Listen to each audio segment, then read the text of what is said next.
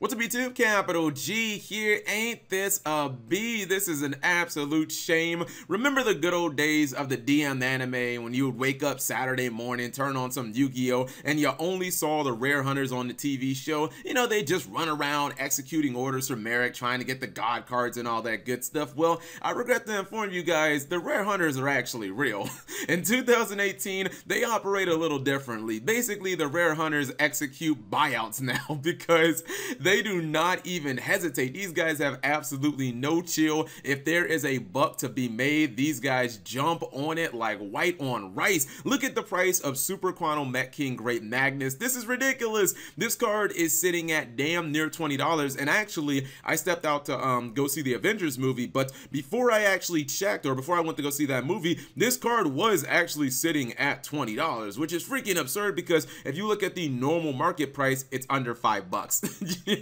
These guys are trying to sell these cards, and these people who have bought the card out, they're trying to sell it basically for 4 times the price. Like, get out of here with that nonsense. We all know that Super Quanos are not like a competitive deck. Magnus, obviously, the reason people are even looking at this card is because of the new Exceed monster that it got announced in the collector's pack, and the new Dreadnought number 27. It allows basically any deck that can rank 4 to potentially be able to drop a Magnus. And I'm not gonna lie, it is actually ridiculous, especially considering that Magnus is a quick effect and it doesn't even target. So like, that's actually pretty damn crazy, having a monster with 3600 attack that, you know, can get rid of a card on your opponent's side of the field and it's non-targeting. And I hate that, you know, since a lot of these cards in Super Quanos have kind of been forgotten about because it's not a very big archetype, and all the stuff came out in Wing Raiders. Konami kind of forgot about it. Like, this is not a card that's ever been reprinted, so this is a card that is kind of easy to target for a buyout. In fact, we've seen that with other cards in the archetype.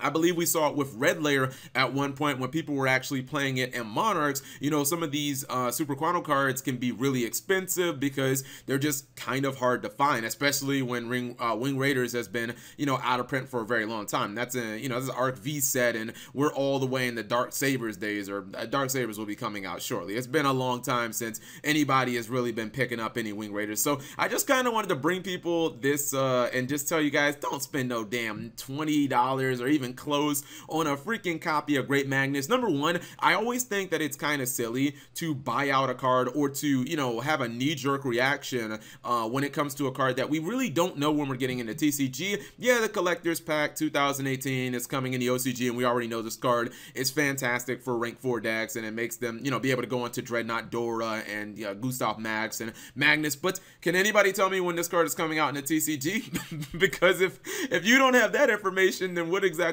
are we talking about? You know what I mean? There's a very real chance that the Yu-Gi-Oh community can just say, hey, we don't really care, or that Konami, which I don't even know if this will really happen, no, Konami could just randomly reprint this in Battles of Legends or something like that. I kind of feel like it might not get reprinted this year just because I don't think it's on Konami's mind. But what if this card doesn't even come out this year? Then you could have basically executed the buyout for no purpose at all. So you guys let me know in the comment section below what you think of this ridiculous buyout. I'm actually crossing my fingers, and I'm hoping the card actually gets reprinted now just to kind of screw over the buyout people and the rare hunters out there and the guys who are trying to mark this card up and trying to sell it for 4 times its worth. Come on, man. I feel like the entire Super Quantum deck should probably cost about $25. I'm talking about like 3 of everything, because this deck ain't doing nothing meta. What was it, ARG Richmond like 3 years ago, 2 years ago, or something like that it won? It's like the only relevant thing that's ever done, and that ARG event was probably like 100 people or something like that.